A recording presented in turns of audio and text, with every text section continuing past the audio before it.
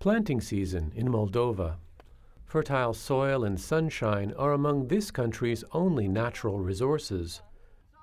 During the Soviet era, Moldovan crops were highly valued. Today, as it approaches the 20th anniversary of its independence, it is now the poorest nation in Europe, and another natural resource fuels the economy. About 1/4 of Moldovans' 4.5 million people work abroad, sending money home to sustain families. The biggest impact has been on the income of communities. Because those people who migrated stopped working in agriculture, revenue collected for local budgets has gone down, and this has had a direct impact on development. With less money to spend, rudimentary advances are being overlooked in rural communities, where 60% of the population continues to live. Roads are bad. Water is still drawn from wells, and many drive horse-drawn carts. Villages like Antoneshti are now populated by old people raising children.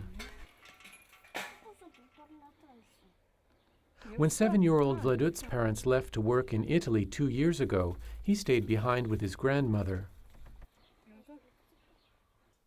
Of course, and for us, and not only for Vladut, it was very difficult. Almost 2 years have gone by since they've left. Today, Vladut's grandmother can no longer take care of him. 15,000 Moldovan children are in similar situations, according to one government report. Fortunately for Vladut, his cousin has agreed to take him in. Alexandru understands the pressure migration places on families. He spent more than a decade working abroad. When I worked in Portugal, my daughter Diana, who was very little then, was just learning to say her first words. During one telephone conversation, she said, "If you don't come home, I will hit you." Her words touched me so deeply that I decided to quit my job once and for all and come home. But coming home meant unemployment. Although remittances make up 1/3 of Moldova's GDP, little is actually invested in business activities or changes that might create jobs. Alexandru had a plan. When I came home, I did something that was very important to me and quite important to the village. I began designing a system that would supply water to the village. With support from IFAD, a United Nations agency working to finance job creation in rural communities, Alexandru formed a water users association and began building the network of pumps and pipes that would deliver drinking water directly to village homes. Without water, our economy could not be developed.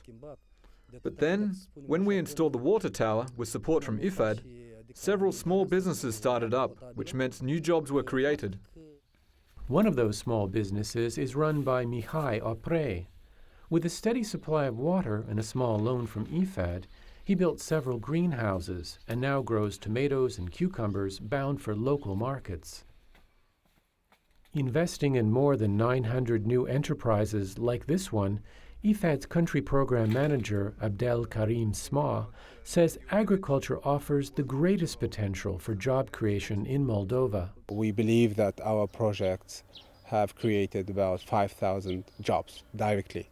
These are full-time jobs. The dream of earning a better living and improving your conditions by going outside of village is still prevalent, but we've seen a reverse trend, and we've seen young people coming back thanks to the support of the government as well as donors who are trying to provide incentives. As Moldovans prepare for their country's 20th anniversary, the idea that tens of thousands may soon have good reason to return home and be reunited with their families is appealing, particularly for children like Vladut.